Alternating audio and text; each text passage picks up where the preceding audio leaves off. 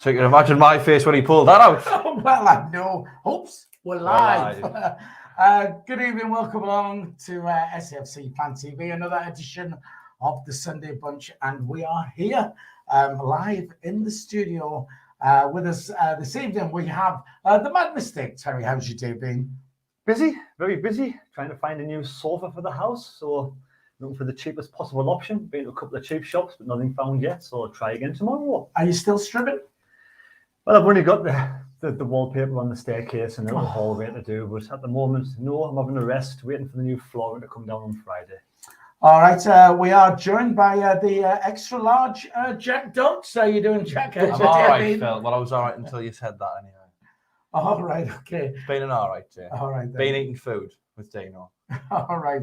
And on the end, we're joined by Dino. Dino, you had a good day? Yeah. Have you been babysitting? It hasn't, basically, but I haven't been doing my normal sitting in the house being bored. Me and Jack actually went for food at the Medical Centre. Oh, get us. They've got a really exciting life, haven't they? Well, it's back to the friendships back on, holding hands and stuff like that down the beach. Reaching out, touching me. Just stalking footballers. Don't forget, we are live, which means you can join us via the live chat. They stalk us. Have your say. Already on there. Las Palmas Macamil is always first. Hello to you. Dan Humphrey, David Walker, Dewey is there. Darren Robinson, Nick Griffiths, SPJ says been looking forward to this all week. I hope we don't disappoint. John S is a Rotherham fan. Hi to you. Good luck for the season, apart from, of course, when you play us, whenever that's going to be. Conrad Tank is there. DJ Sizzle Watson as well. We're going to start then. Yesterday, another 3 points in the back. Sunderland 2, Crew Alexandra 0. Overall performance, Dino? Terrible, wasn't it? I mean, I'm not being funny. You could have not turned up for the first 80 minutes because everything really happened in the 80-minute onwards. I mean, the game was just an awful watch. I think we had the first shot on target in the 38th minute of the first half. I mean, it was very easy for them to defend. And the game really kind of changed a little bit when he brought the subs on. I thought it was a good sub to bring Dan Neil on and Roberts. I do rate Roberts as a player. I think he should be starting. I think there's something about him. He's a bit of a baller. And the two subs he made ended up scoring the 2 goals that won with the game. But I feel like we'll just try and walk the ball into the net. The first goal was a shot from actually outside the box. It was a snapshot. We don't do it often enough. We try and go down the wings and just cross the ball, and it wasn't working. And it just took something a little bit different, and it did from Dan Neil. And the second goal from Roberts, I think once the first one went in, it kind of opened the floodgates a little bit. A nice little link up with Jack Clark. Nice goal for Roberts. I'm chuffed for the goal because I do think he's a really, really good player. But overall, terrible performance. But again, it was all just about getting that result.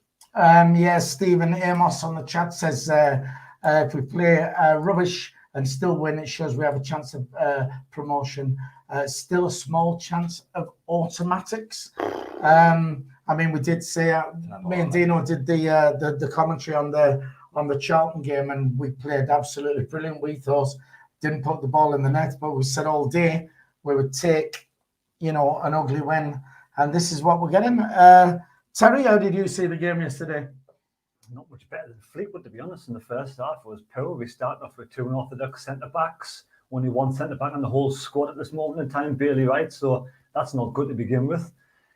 We tend to pass the ball, tend to miss the midfield out. Bailey Wright wants to just hoof the ball long to Stewart. There's a few players who want to hoof the ball long to Stewart. We need to play the ball on the ground, pass the ball through the midfield. We've got talented young players in there, likes of Clark, and you had Luke 9 and those on the pitch. You need to pass the ball around, not just hoof the ball. This hoof football's come back into the game again. It wasn't until we brought Neil on, and I forget the one who came on now. Diaku came on. Did we actually start passing the ball around on the ground? And it was Neil who started off his own goal, and he finished it off. So it was all on the ground. It was much better. But we need to stop this hoofing this long ball forward to Stewart, because we Crew are bottom of the table. They're there for a reason. They're not very good.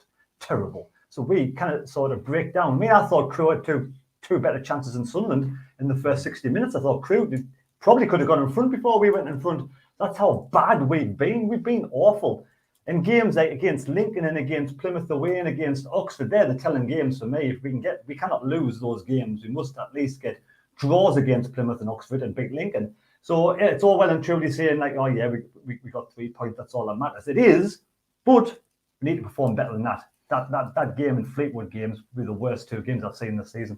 Yeah, you're saying about Crew being, could have been in front, but fortunately, they were as bad as they were. The kid up front. I mean, I think he had a couple of chances which he, had it been a better quality opposition, would have probably been behind. Back to the chat, we're going to say hi to Emma.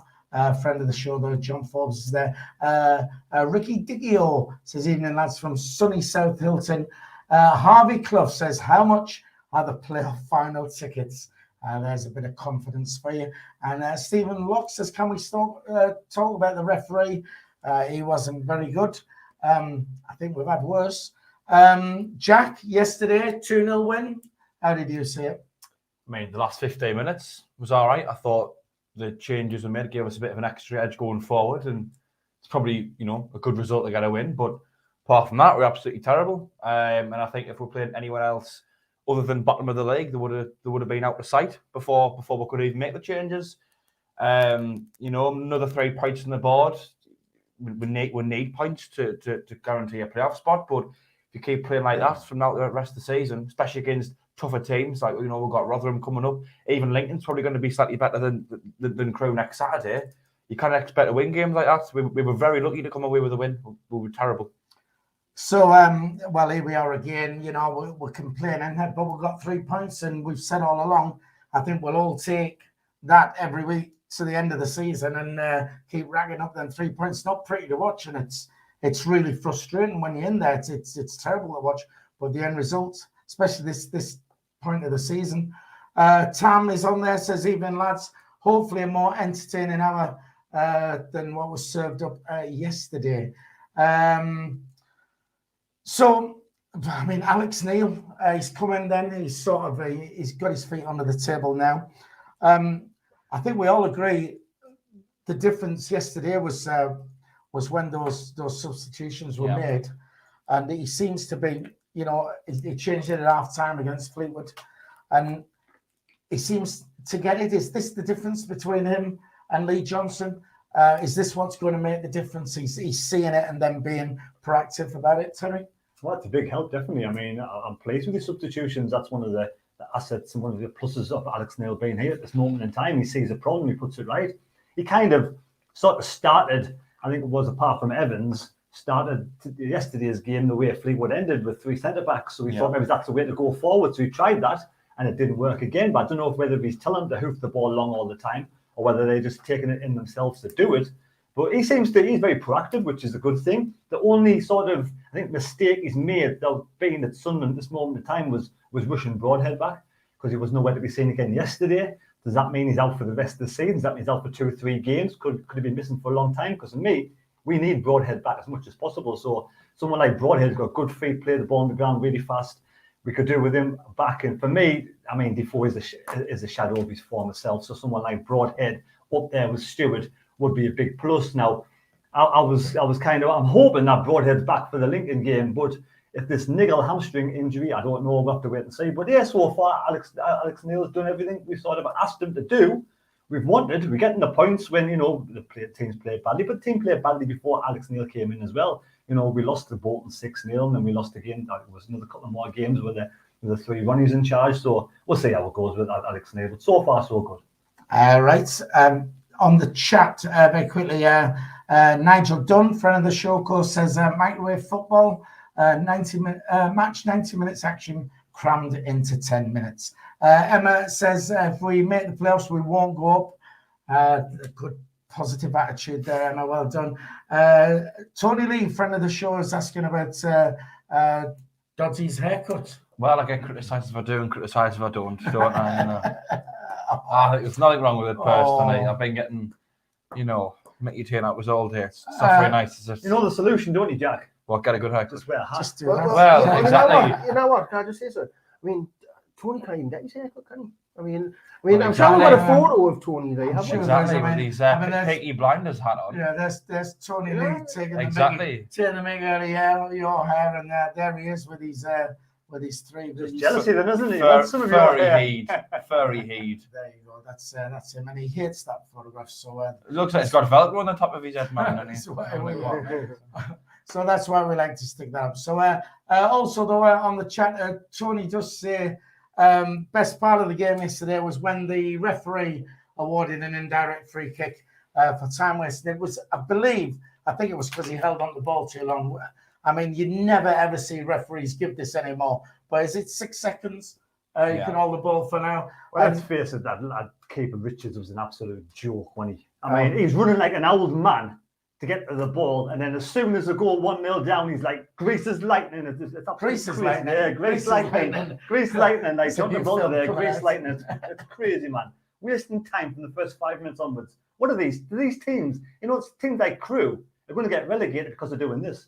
They should come to Sunderland and try and give it a real go against the team that's not really performing very well. They might have actually turned us over. So they're sitting back and wasting time. They deserve what they got yesterday. I mean, it was brilliant to actually see a referee do that, though, because it just doesn't happen. I mean, have you ever done that? What? Give a yellow card for? Well, you didn't get a yellow card? I mean, You didn't get a yellow card? I mean, probably none of No, mine. for holding the ball for more than 6 not, seconds. not really necessary in the type of games that I will be doing. Are you? No, not doing Are you that lower level. league? All right. Mick Griffith says, thought you were getting your haircut on Friday, Jack Lad. I did. Oh, sorry about that. Sorry, Tongue in cheek. yeah. There you go. Dino. Yeah. Alex Neil, has he sussed it then and being proactive? Is it the he's seeing it, and then the substitutions is actually doing that, whereas Lee Johnson didn't? No, Lee Johnson did at the start. He was being proactive at the start there, Lee Johnson. And then he just fell into this habit of doing the same substitution at the same time. I mean, as long as Alex Neil doesn't fall into the rut of just doing it. I mean, we did make all 3 substitutions before the 30th, before the 60th minute, I think it was. So it was actually nice to see. But I do believe Johnson done the same when he first took the job, and then he just fell into doing the same old. It's good to see because the 2 substitutions he made won with the game, which is positive. But don't forget, when Lee Johnson had a bench, he didn't really have a strong bench like that. Let's be fair. I mean, Lee Johnson's bench was full of kids and people he didn't really trust. Though, I mean, start the season we had start the season had a mint start. So when everybody was fit. do you know what I mean? So, like, coming to the end of Lee Johnson's time, I mean, his bench was nowhere near as strong as it is now. I mean, you've got Daniel to come off the bench, Giorgio, even though I know Jack doesn't rate, and you've got Roberts to come off the bench. You know, you've got players who can like make a difference, whereas Lee Johnson didn't really have that luxury most of the time this season. But again, players are coming back into fitness. I mean, Luke O'Nine's back on the pitch. That's a bonus. I know people don't rate him. What? That's a bonus. I see. I mean, like, players are coming back into fitness, so it's more positive than it has been. But let's be fair, the performance didn't warrant the 2-0. It really didn't. We were awful from minute 1 to minute 80, and then we turned it up when we made them it took a while for the substitutions to kick in. But another thing I'm getting a bit worried about, I mean, people are saying Defoe's like shadowy self. Well, of course he is at the age he is, but I didn't see one player try and get the ball to him. Like, they're expecting him to do what Ross Stewart does and run the channels. He's got to change his game. He's 39 years old. I don't see us playing to Jermaine Defoe's strengths. You've got to get the ball into his feet and let him try and get a snapshot off. Well, we just don't allow that. We'll get on to Defoe. We'll come on to that. The thing is, right, on about substitutes, he didn't have Dan Neil as a substitute because he was playing 90 minutes. And also he had a full strength centre-backs there. He had plenty of centre-backs to choose from, you know. So he had better centre-backs than Alex Neil's got. And he had like Dan Neil starting, but Evans probably was on the bench or wasn't even there. So Injured a lot of time, I think. Exactly. So I mean, you see, he didn't have a strong bench, but he had a stronger, I think, first 11. But don't forget, your first 11 doesn't always mean you're going to win the game because players don't turn up. And there is a couple of times where you need to change it. I mean, there's been 2 games this week alone where we've had to change the game to get a win. Exactly. But there's no Broadhead. You've got no Luke O'Nine fully fit. You know, these players were fit back in Lee Johnson's day before, like, I was not really injured. But in the early days away, you had Dan Neil on fire. But if you forget, the early days we were doing really well. Yeah, I know, but you had like all the youngsters who were fresh-faced and in the deep end were performing because they were all, you know, they were all like sort of, you know, plenty of energy. Doyle was playing well back then. Now Doyle's gone off the boil. You got like which I think in part is probably due to like a rotation. Exactly, like a rotation. So, aye. Right, just very quickly, shout out to Ian Barron, who's a Darlington fan there. Thanks for tuning in there. It's a bit of a regular now as well. Stephen Little says He's only small. Pritchard is a bug miss, which is what I did last night, but Karen's cleaned it up now. Yes, Pritchard is definitely a miss out of that team. Substitutions at the right time, Alex Neil, is that where he's going right where maybe Lee Johnson didn't? I mean, it's one of the main positives of his reign. I think him and Johnson probably had different benches throughout their time here, so I'm not going to make a direct comparison, but what I'm going to say is that we've had 2 games this week. Of course, Fleetwood at home on Tuesday night, and then Crewe at home on Saturday. And on both occasions, the performance wasn't good enough. We didn't even look as if we were going to score a goal at all, and yet he makes substitutions which turned the game around. I thought on Tuesday night it was the subs at half time, which just we had a bit more possession in the final third, and I thought yesterday, as much as we had a lot of the ball, because Crewe were letting us have a lot of the ball, we weren't creating any chances. All of a sudden, you put Dan Neil on in centre midfield, who's got a bit more of an edge going at him, and Roberts, who I think he hasn't really got going yet, but he's clearly got a lot of quality there, and he managed to link up with Clark. I think Clark was lacking a bit, someone to kind of feed off of all game, and we end up scoring 2 goals and getting the result. So from the last 2 games on, you've got to give Alex Neil credit for his subs. I agree. And also, when Dan Neil first came on yesterday, there was 3 or 4 opportunities I thought he could have shot at goal, but he wanted to pass it sideways, and the first opportunity really drove at the defence and then had a shot on goal, he scores. So for me, he's got to, I want to say more of that. Right, just very quickly, we've got almost 200 people on the stream at the moment, 48 likes. We just like to get 100 if we can on a Sunday, so just hit that thumbs up.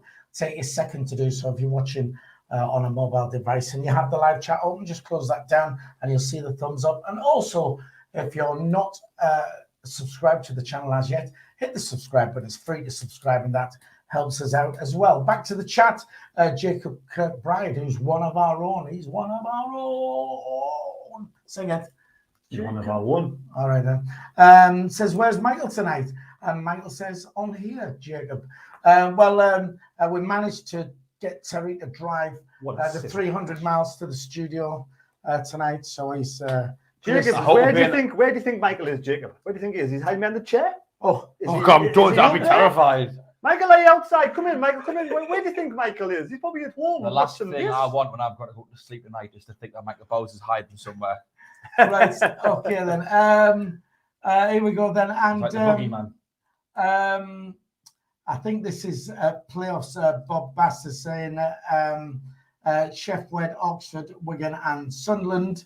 Also, Tony Lee says 2. Holly, haven't got a clue what he's on about. And here's a little compliment for you. Jack Spannerman says, Jack, your hairdresser is definitely getting better. It's not a compliment for me, it's a compliment for the hairdresser. Well, no, he's saying that your hair looks a little Thank bit you, better Jack today. So, Spannerman. Appreciate it. At least someone's been nice to us today. Poor performance then. Playing like that, do we lose to a better opposition? Yep. Or, are we actually solid enough? And do we actually play better against better opposition or not? But, can we keep doing this? You might as well start with that, Jack. I mean, sometimes, arguably we're kind of a better performance against some of the better teams. Not always, though. You look at Rotherham away, one of the best teams in the league this season, probably the best. Got absolutely battered. Not looking forward to playing them at home later this season. If you put that performance in against anyone else but bottom of the league, they're probably out of sight by half time. I feel like the only really reason why we were able to kind of hold on for so long and give ourselves the opportunity to win the game in the final minutes was because Crewe was so poor. We did nothing with the possession we had, but we had so much of it because they were that bad. They were happy to just let us keep the ball. They were more than content with us having the ball as long as we weren't coming up the defence because they knew they didn't have anything to offer. And yet a couple of times they got past our defence and they got in behind us and they could have scored. I don't know how anyone could say it will be solid because they barely did touch the ball, but they managed to have 3 one-on-one opportunities out of the game. How many? 3. Because their manager said that about 15 times in the first minute of his interview. All right. Terry, are we going to get beat playing like that off better teams or are we just, I don't know, do we play better against better opposition? If we can get over the Lincoln game with a victory, because the Rotherham game, chances are to be called off. That'll give us an extra week to recover with the likes of injuries of Pritchard and Broadhead. So And everybody's tired as well. exactly, Luke going 9 as well, more time for him to get fitter, and you got other players. So I think that rest, that weekend off might do us the world of good, because the way we played against Wigan and Charlton was the better performances, and them performances for me were like, we want to make the top 6 for those performances. But when you lose Pritchard, you lose Broadhead again, and you come back down to sort of Crew and you play Fleetwood, you don't play that well, their performances won't get you in the playoffs. But if we can get more players back after their sort of called off Rotherham game, if we can get through Lincoln game with the victory next weekend, I think we've got a great chance of making the playoffs. Automatics. No playoffs. No, man. Stop being stupid. Behave yourself. Dino, do we play better against better opposition, or are we going to get beat if we carry on playing like that? Well, I mean, don't get us wrong. There was a time under Parkinson we were playing terribly, but we were getting results. But you can't just rely on. I mean, you're more likely to get beat if you play like that, but there is a chance you can just nick the 1-0 playing badly. It just depends on the other team if they have the shooting boots on, or can they break it down and stuff like that. Because at the end of the day, you can win a game by a simple decision by the referee, penalty decision, or a dodgy free kick and decision, stuff like that. So you can't say we can't, but you're more than likely to get beat if you play like that. I mean, against Charlton, we played amazing, but we couldn't even score. But there, we played terribly and scored 2. So you've got to try and play well and get the results, because Really? Yeah, because against Burton, we played class. We should have won the game. We're just unlucky that game. We got beat. So I mean, we just need to get out of this rut of playing like we are, because when we play the ball on the floor, we'll play some good stuff. We're just not creating at the minute. We're just really struggling to create. I mean, the goals yesterday, I mean, it was a snapshot by Daniel, which found the corner. I mean, Daniel is a good striker of the ball, to be fair. In the second goal, I thought the floodgates I think their heads dropped a little bit and they just got caught. And it was just a nice little 1-2. They were chasing the game as well, which just leaves. Yeah, because you recognise the floodgates on, and we got 1 goal. They know. Yeah, well, we got a goal 4 or 5 minutes after we scored the first. Who did Dan Nail play the 1-2 with? Stuart. Was it Stuart? Was it? Yeah. And then the second goal, it was a 1-2 with Jack Clark, with Roberts. Do you know, I think Clark, I wanted to bring this up. Sorry if I'm interrupting, Phil. Sorry.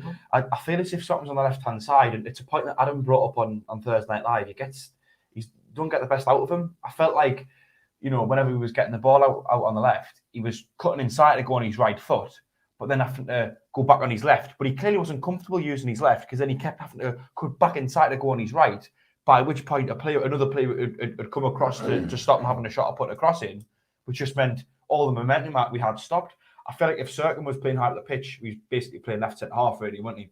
And you could have him overlap, and you would hold the width a little bit. I just felt as if it was crying out to kind of swap him and Gooch on, because you know what Gooch is always going to go back out, cut in, and never make his mind up. But I feel like with Clark, if you put him on the right hand side, he might make a decision a bit quicker. Right, okay. We're not, unfortunately, we're not sort of leaking goals now as well, getting clean sheets, which will keep Michael Bowers happy. Probably ruin his sheets because of that. Also, what about then standard performer for you then yesterday? Dino? Best performer. I mean, I thought when Patrick Roberts came on, he just looked like he was on a different level. Everybody else, he wanted the ball, he tried to create something, he was taking players on. I just thought when he came on, he gave us something different. I mean, I'm sure he started on the right-hand side, but I've seen him everywhere along that front line. And when he came on, I thought he really changed the game. So I'm going to give it to Roberts. I just thought he was a different class when he came on. Right, okay. Very quickly, John S., the Rotherham fan, says they only have 1 striker, 4 injured, including Grigg, 8 weeks, apparently. Rotherham have gone off the boil a little bit. I mean, they're having a bit of a stumbling block. You know, Wigan are now looking likely to win the league, whereas it's a few weeks ago, it looked like Rotherham were actually running away with that. Where we at, Bowers says, very funny, Phil. I'm trying to find the comment here from, go on, I'll find it. I'll go to you. Standout player yesterday for you, Terry? Very difficult. I think if we play that same back three against Lincoln, we'll concede goals. So we need to make sure we have a different defence for against Lincoln. Unless Yamash is injured and Bart's still injured and we have nobody left, because obviously the owners of the club have let this happen, which is ridiculous. But stand-up performer, I like what Dan Neil did when he came on the pitch. Simple as. I thought Jim Matip played okay as well. I thought he got clean through and one with the keeper. Could have crossed the ball, but he went for glory, which you don't blame him. That close to goal. I'll give it. I think Roberts did well, and obviously Clark did all right. But I'll give it to Dan Neil for coming on and breaking the deadlock. Right, fair enough. I'm just going to read Tony Lee's comment out, which got hidden by Michael, saying tired footballers. Bless them. I agree with Phil. A load of poo, apparently. Why did he Bowers delete that? I don't know. I was going to stick it. I've only read it out because Michael. That's coming from a grumpy old man. Michael hit it. Oh God. Man of the match, Jack. I mean, Neil was particularly good, were they? Tempted to give it to one of the lads who came on, Neil or Roberts, because of course it did make a difference in the end. To be honest, I thought Luke O'Nien did all right for the majority of the game. I know when he came off, obviously the tide turned and we ended up getting the goals, but I thought he did all that he could. He was pretty physical, linked up pretty well in the final third, won a few headers here and there. Jack, yeah. Why do you think he keeps Evans on? I've got no idea, Terry. He you think offers that's just to make sure absolutely help nothing. the defence? I think the thought is that he's more experienced and we've got a lot of younger lads to try and help them a little bit. And I think as well, he was kind of sitting off a little bit as Matip and O'Nien pushed forward and with two more box-to-box midfielders, but he just doesn't bring anything.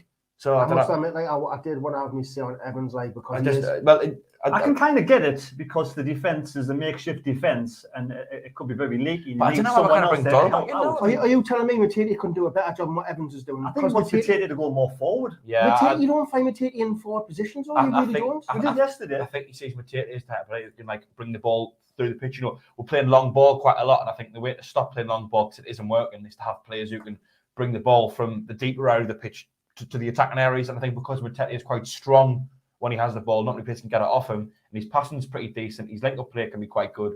I think that's why that's the role we're trying to play Matip in, to transition the play from defence to attack without having to play long ball. But unfortunately, we just keep opening.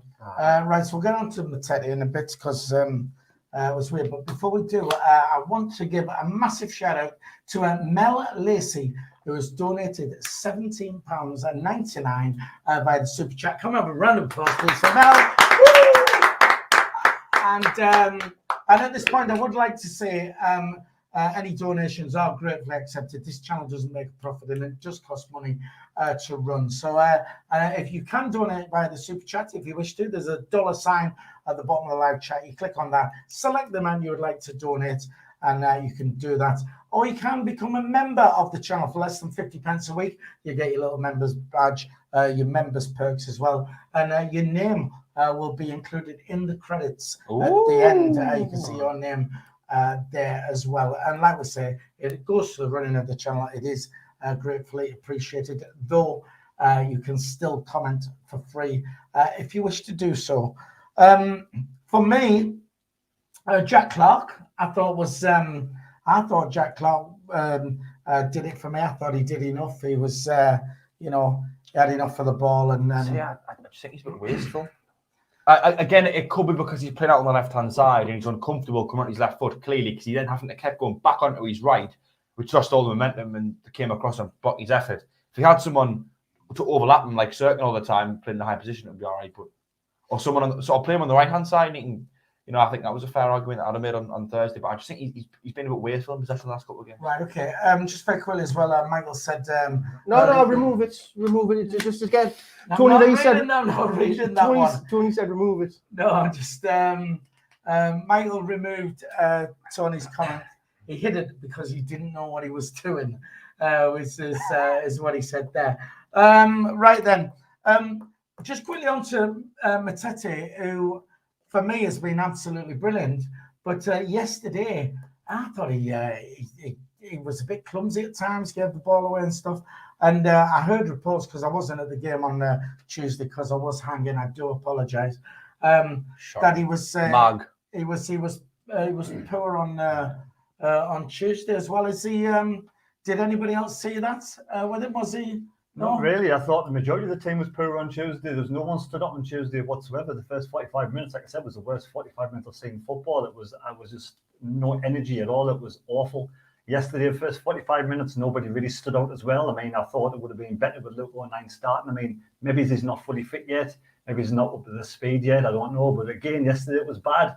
I thought it wasn't that bad. I mean, there's other worst players on the pitch, like we said, Evans before. So, to be fair, I mean, I think he's been one of the shining lights over the last few weeks. So, I'm happy with him. Right, okay. Why are people criticising because you give the ball away? Well, I saw the few times I thought, well, you know what? I hope it's not been a flash in the pan where he's come and he's been all excited, he's performed, and then he slips into. It's just the thing it plays at the level. I mean, look how great Dan Neil was in those first few games, and then how much he's dropped after the seasons went on. As well. Right, okay. What I wanted to ask you about as well, to you all, the atmosphere yesterday, and it's not been brilliant recently. I know, I mean, I say, you know, I was saying to Steve, who sits next to us, I said, I know we've got nothing to shout about, but right from the off, even, I think the atmosphere is really flat in the Sol at the moment. Should we not be doing so? I mean, I know where I said I am a bit close to the away fans and stuff like that, but you could hear the Crew fans who came in a minibus were, you know, singing the Red Sox. There was more Crew fans there than there was Fleetwood during the week. And apparently Fleetwood were... Exactly. But, I mean, can you blame fans to spend all this money coming to season cards, coming to the game, and to put up with them kind of performances, you know? We're struggling to get in the playoffs in League One. I mean, it's ridiculous at this moment in time. You've got cronies like Salmon Pants and Stuart Donald hanging onto their shares.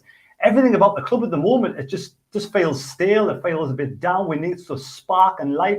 We need those two to sell the shares, some coming in the summertime and buy them out. We just need something to happen. We need to make it to the playoffs. If we get to the playoffs, I fancy us to get promoted.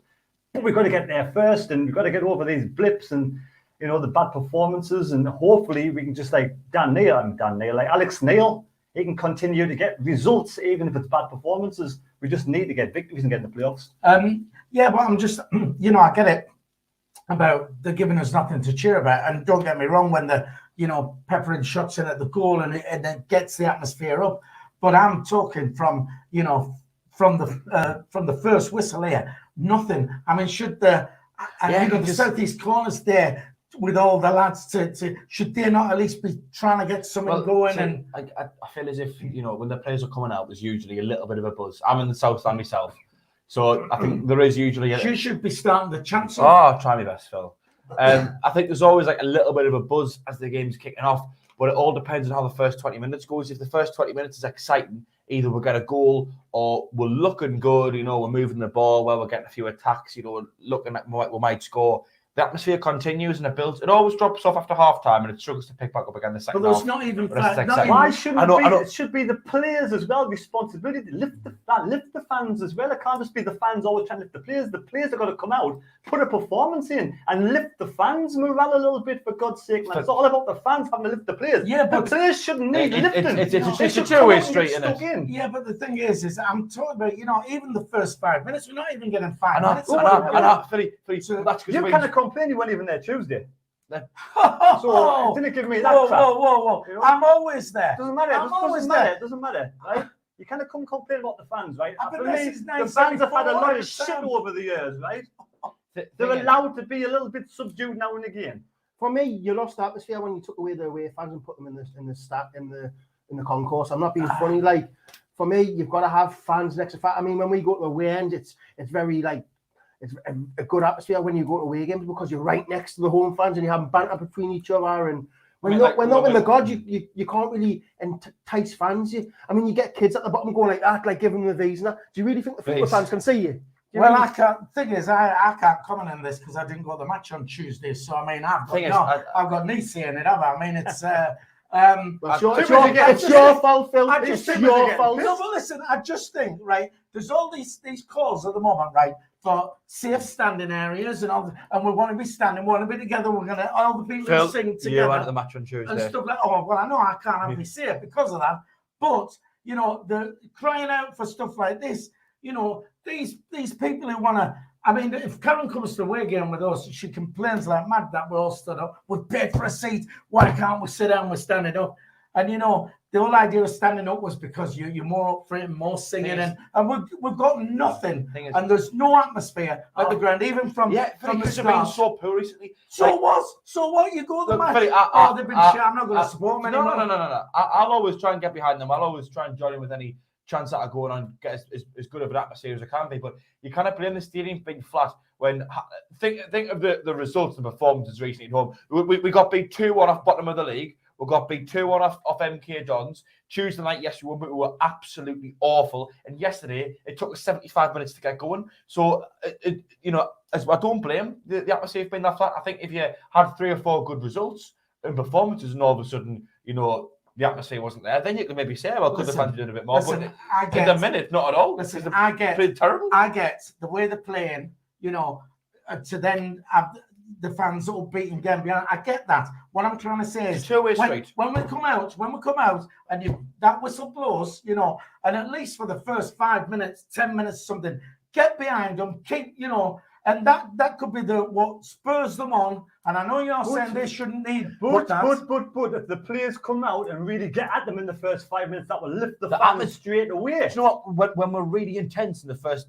15-20 minutes, the atmosphere is electric for the first half an hour. It really is. We come out, we're passing the ball side to side, we're hoofing the ball long balls, and nobody's performing. How weird, man. But why are we waiting? Why are we waiting to see how well? Let's see if they play well. If they play well, what we'll do, we'll start singing. We are, man. You know what you are? We're always trying. Listen, we're supporters. Right, years and years of singing our hearts out, right? We're there to support owners the team. of the club don't give a fuck about the fans, right? And it's going to get you down eventually. It's going to wear you out eventually. And the fans have just had enough, right? They've had enough. Who don't care about the owners? Don't.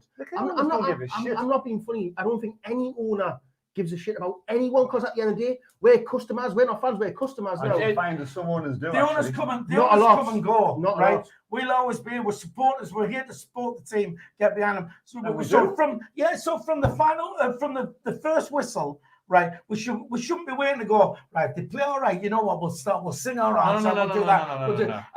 No. I can understand it going quiet. Start, get behind the team, and then it's rubbish and it goes quiet. I can understand that. The fans are always trying to get behind the players, but when the first 20, 30 minutes was as bad as it was, it killed the atmosphere for the entire game. When we picked up in the last 15 minutes and we started playing well, the atmosphere went well again. You're going to deny that? I thought the atmosphere towards the back end of the game was quite good because the performance lifted. I think even before we scored, it was getting better. 100% it was. Well, Phil, you know what we should do, right? We should come together, right? And we'll get a drum. Do you know how, like, get one of them drums and you can bang on the drum all day. Bang on the drum. All right. It's the only thing it's banging. So you got a problem with the fans, Phil, have you? Oh, have you? No, well, fans. So the thing is, why would you say? Are we fans or are we critics now? No, listen, fans you support no matter what, but now we're more critics because we want to know what's going on in the boardroom. We don't care we're not bothered about what happens on the pitch these days. I've always been bothered what's going on in the boardroom. I haven't been. I really it's what happens on the pitch. I'm just going to stab Terry. Everything to do with Sunderland Football Club, you're bothered about if you're a fan for me, like? No. You must be different. Well, yeah, must be a plastic fan. Then he's a mug. I must be. I hear it in his voice. I'm a fan. I go to watch football games. I don't go to the stadium. Like to go. Where's the boardroom members? So do you sing from the very beginning, Dean? If everyone else is singing, I'll sing. If everyone sings, I'll sing. I'm not one of those people who try and start chants or because you look like a right prick trying to start a chant. Everyone's like, what are you doing? But I'm in the area where most of the chances started off, and I will always try and join in as many as I can and get the atmosphere going. And yesterday, fans were trying initially, wasn't really working, and the performances we started off as badly as we did, and it has an impact. Then all of a sudden, no one even wants to try and start them off. It tails off. All of a sudden, we're perked up a bit in the last 15, 20 minutes or so. And the atmosphere got better. Listen, I'm not. All I'm doing, I've just put the question out there, right, about the atmosphere.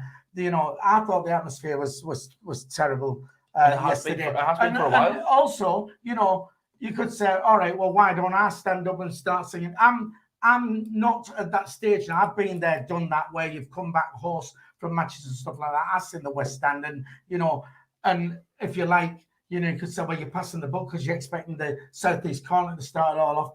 But the people who go to the match who want to sing the answer and stuff like that, I'm there. I go to watch the match. I'll cheer the lads on and what have you. But I'm not at that stage of my life now where I'm going to be singing me out, unless, of course, I'm So why are you whinging about it then, Phil, if you're not even getting involved yourself? How can you point the finger? How can you point the finger? He's got to waste some time, so isn't he? How can you point the finger at the people if you're not even getting involved yourself? We're going now with the Philly because there's people who go to the match to sing, and I don't. I always try and get involved as much as I can. You know, I've got to use my voice is me. I use my voice for my earnings. If a song starts, when you slag people off and be nasty for them to make money, whatever. If a song starts where we are, I mean, when's he sing? If there's no song there, there's no song there. At the end of the day. But I think if we had 4 or 5 games where the performance was really good, it was really intense, and we got a good result, Terry, I think the entire stadium would sort of join in a little bit. That's what I notice. Right then, just very quickly before we go any further, we've hit 100 likes, so thanks to you for that. 242 people on the live stream. If you haven't subscribed to the channel yet and you're watching, just please hit the subscribe button. It's free to do so. And if I can get my mouse back off Dino, because he's decided to nick my mouse, hit the subscribe button. That really will help the channel out as well. I quickly want to give a shameless plug to the end of the season, 30th of April. Sunderland travel to Morecambe, and if you're going to Morecambe for that game, it's a 12:30 kickoff. We are actually doing a gig in Johnny's Bar, as well. It's on the seafront in Morecambe. Saturday, the 30th of April, we're doing a pre-match show.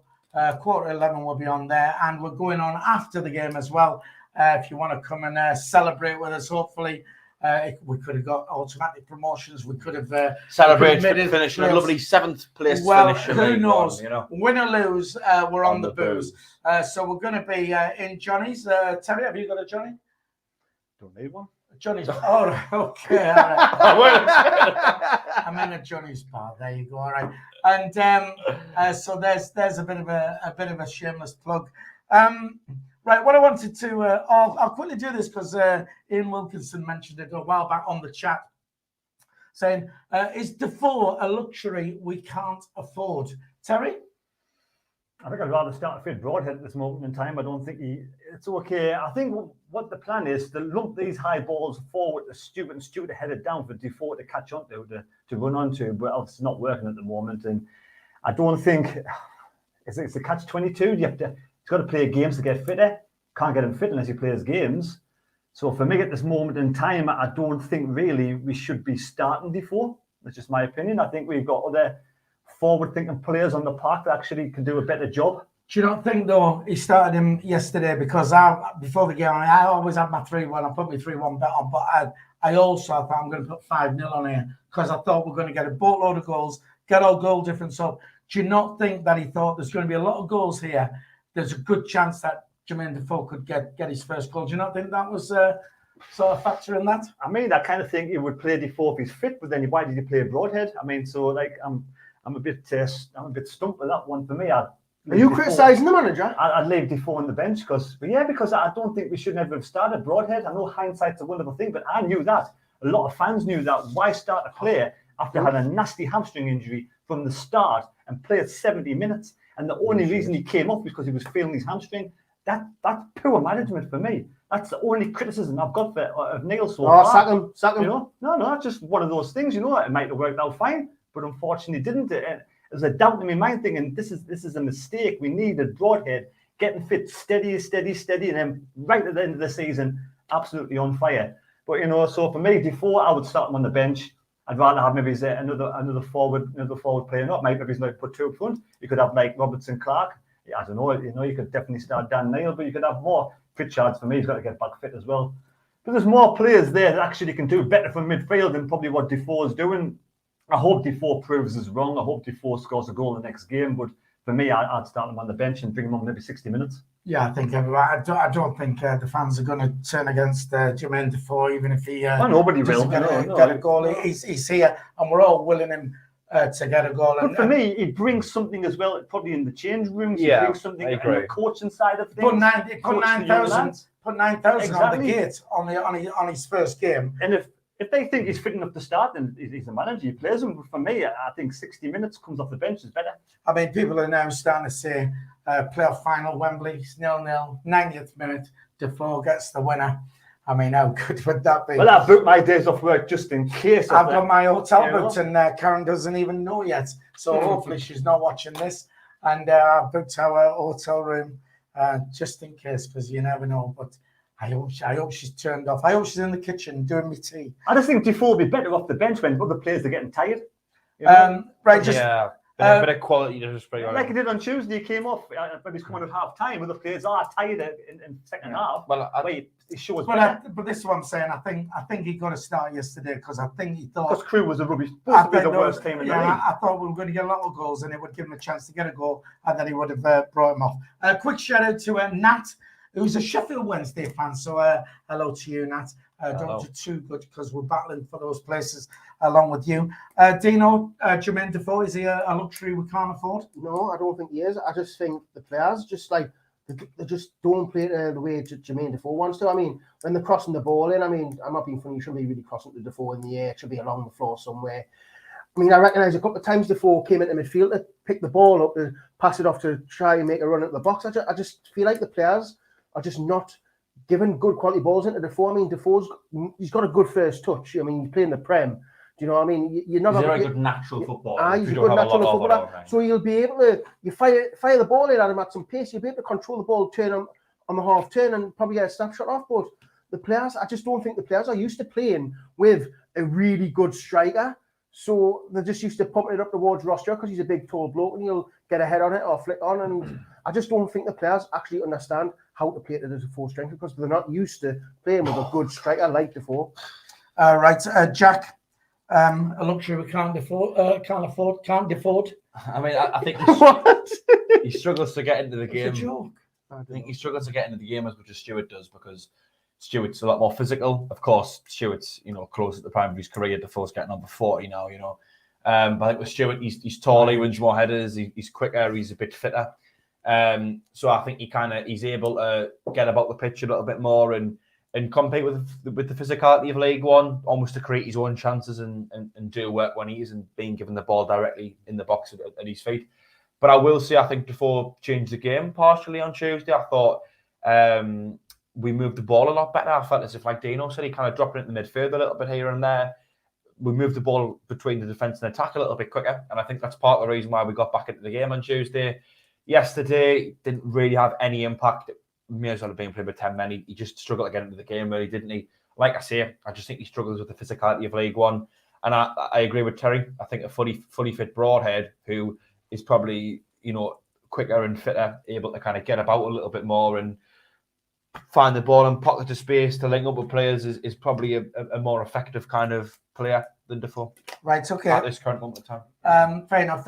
Just very quickly then, what I want to ask you is, if we do get promoted this season, which obviously we all want, we all know that this team hasn't got a chance in the Championship. If we go up with the state of the ownership of the club as it is, do you think the investment will be put in to buy the players we need to get a team together to actually stay up in the Championship? Terry?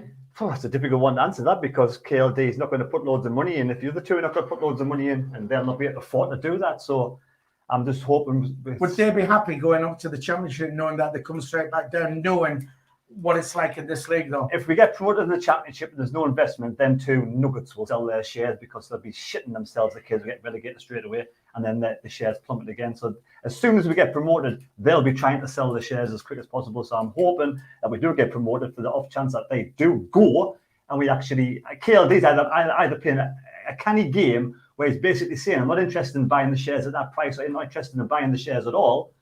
And then if we get promoted, then he might come in and say, right, if you want some money, I'll give you the same as you wanted before, even in the Championship, or I'll give you a bit less. So I just hope that he's not putting all his eggs in one basket by saying that he doesn't want to buy the shares. I hope he's just being canny about it. Or we get the third party in to buy these two Nuggets out, because if we get promoted in the situation at the moment, KLD won't splash millions just so them two make profits. I think it won't happen.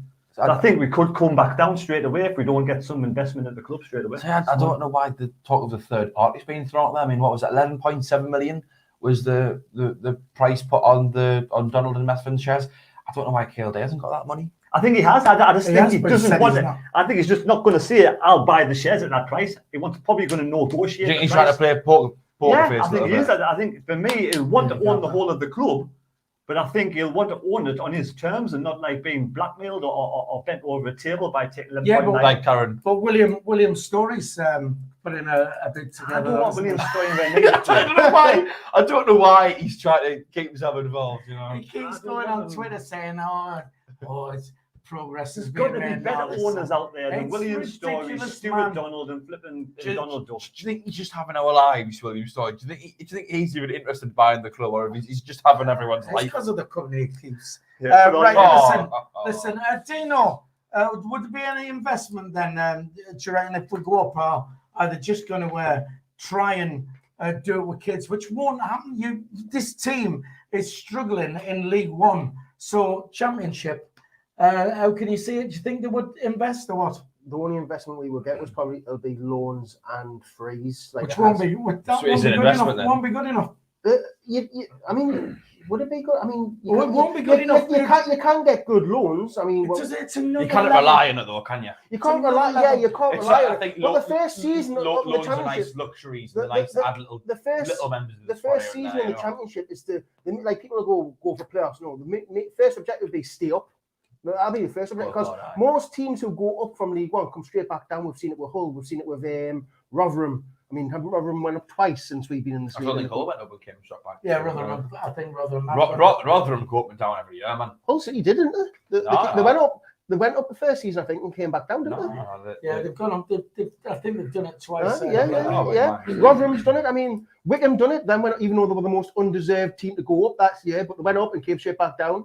So, like, I mean, you've got to get the right investment. I mean, again, I know money is very important, but just because you put loads of money into stuff doesn't mean it's still going to work. You've got to get the right financial, maybe, but you've SFC Fan. But you've got to get the right investment. You can get good loans because we've had some, and you can get good frees. But other level of championship, I don't know. But don't get us wrong, we have got some championship level players in this team. How We've many? got Roberts, Two, we've got Pritchard, three. Stewart. Well, I think it's a bit disingenuous to suggest that Roberts definitely is. I mean, I think he is, like. What from Right, one goal?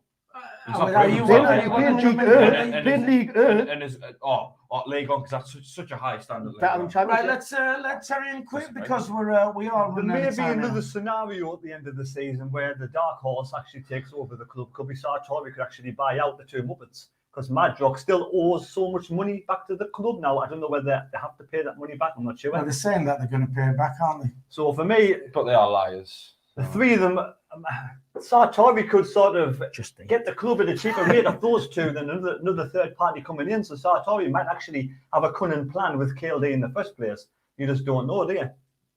You don't. Well, them two could actually own the club right out. Then they have the money behind them to invest in the championship, which would make sense. yeah, no. So Michael Bell says, I disagree. This squad has quality, just need to show it, apparently.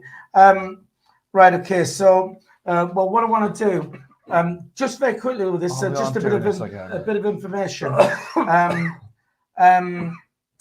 Lincoln, who we play next, are needing, I know it's James Copley had put it on Twitter today, that Lincoln are needing an emergency goalie.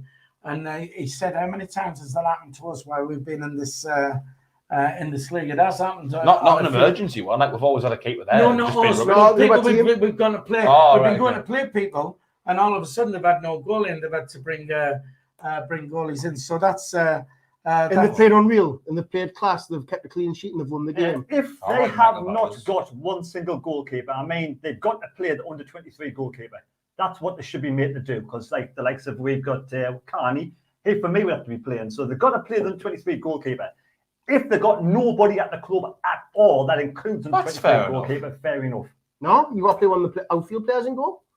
Simple as that. You know what I mean? Joking, mate. No. At the end of the day, you pick your squad, you submit your team. It depends how many keepers they've. You know, if they've only signed one keeper and he gets injured, you've got your under 19s. But if you sign like four keepers, they get injured. No, you've got your under 19s keepers. You've got your under 20s. There is under 18s and under 18s and whatever. It doesn't make a difference. There's still keepers in all walks of under 18s, under 20s, 21s, whatever you want to say. There is keepers there. They just don't want to use them because they don't trust them. At the end of the day, you're telling me they don't have a keeper under 18s course? Right.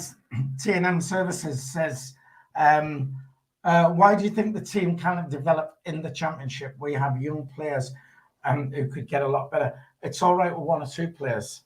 This is just my opinion on this, all right? But we've got too many players that's it just won't work for me. Anybody else agree? I think we've got too many players in the squad that are just potential now. Like you say, Phil, if you've got a squad composition of largely players who are in their prime, maybe just past the prime and coming into the prime years of the career, who are quite experienced, and then to complement that, you've got a few young lads coming through. It's all right, but how many games of this season is the average age of our squad being? 21, 22. I worked out not long ago the amount of players who it's literally their first season in professional football. Now, no one's first season was perfect. You come in and out of form, your confidence goes up and down. Of course, you get tired as well, Phil. I know your favourite argument. So I think we're alive far too much on players who are only in the first 1 or 2 years of football and still learning the trade. Listen, we will have that tired footballers argument. Why didn't you go to the match on Tuesday? Or because you were tired? No, I was pissed. I'm tired. Well, that's your fault for drinking then. Oh, well, also I'm not allowed to. We need at least 7 or 8 I'll tell you what, new players for the Championship. We are not going into tired players with 4 minutes to go, because I'll tell you what, this is honestly, this is. Well, if it's only 4 minutes to go, does that lasted this long? They'll be tired by this point. Gets my goal. Just very quickly, Michael Bowers agrees with T&M Services, thinking that we can develop in the Championship with the players we've got. We'll agree to disagree on that, Michael. Tam says William Story is reported to owe 60 million to creditors. And David Walker says Story is a bigger con man than McDonald's. Well, that's your opinion. Well, whatever, we don't know. Next season, because I've tried to hunt this out before I came on air. Try to hunt what? There's still no. Sometimes you do show your age, Jack, as a 12-year-old, honestly. Season ticket prices, stuff like that. The club still haven't released on that. And, it's coming up to that time now for where they want people to renew. Are you going to renew? I probably will do, but close to the beginning of the new season. Oh, yeah.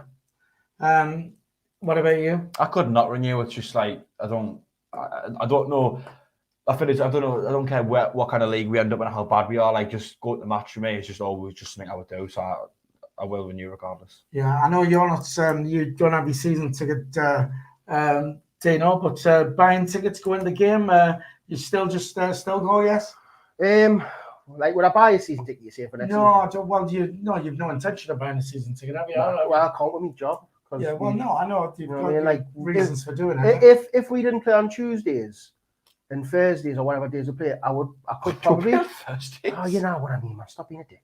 But what do you call it? Like, with we playing midweek, it's just not working for me because I'd miss most of the home games were on Tuesdays. So I just get the odd go to the games what I could go. That's where I'm like, I've had enough of the midweek games this season now. I'm like sick of them. I get home extra late. I'm up at 5 a.m. And there's loads in League One as well. I mean, I know. I'll tell you what, you can have your say on fans singing if you're not going to go to the midweek games. Then I'm going to them. I'm not about you being. You can't be bothered and all this. I've had enough this season in midweek games. You didn't say about. You can't have your say on a proper fan. I've only missed one home game. I'm not bothered. It's not good enough. Get the pubs open, everybody. True fans go to the away games as well. Proper fans. Right, if I had your wage, I would. High wage. You say it doesn't make a profit on this channel. The guy's a dark horse. Oh, what a dickhead! Honestly, you're joking me. We're saying this house. It's a bloody mansion. Oh yeah. Right, okay. Gold watches, gold rings all over the place down. Jeeves, bring the drinks up, will you? What are you talking about, man? Dog sit there. When his mum's loft. Yeah. Like when people say that about you. Right. You look at my mistake up in his mum's loft. Listen, we're going to rub it down. I was going to ask you about I was going to get some predictions on the last few games because I didn't realise I've had a look at the fixtures on the run-in and we've got some quite easy games actually. There's no easy games in this all right, league. there's no easy. like- Sorry, we've got some. We're playing some teams who are just, you know. Let's get past Lincoln first on Saturday. Come on, away. That's going to be a tough match. Right. Okay then. Well, we'll have a look at that on Thursday Night Live. where we can have a look at towards Lincoln and stuff like that. Well, there you go. All I can say, I wish we'd put the fan on tonight because I'm actually warm. So Well, you lads it's must- just- you He's lads fat, must be it's sweating. this fat lad next to me, you know what I mean, giving off all that. Absolute bullets. This is why the guy's loaded. He's got no heating on at all. Bloody freezing in here. It's just SAFC TV without the He's fan. shivering. The guy, he's shivering. Look at the pimples. Goose pimples on his arms. He's shivering. So right then, listen. Right, I think we're just about done there.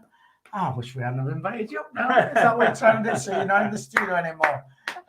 Right then, I'm just going to go off and strangle Terry. And but thanks. Go and give the gardener a ring for tomorrow, will you? Sort him out with some shifts. Right, listen. Thanks for joining us. Don't forget to please like and subscribe if you haven't done so already. Dino, would you like to say bye to everyone? Goodbye and mescal. All right, and you as well. Goodbye, everyone. Take care. See you And- soon. And Muscat. And what would you like to say? See you next time I see you. Bye. And I'm tired.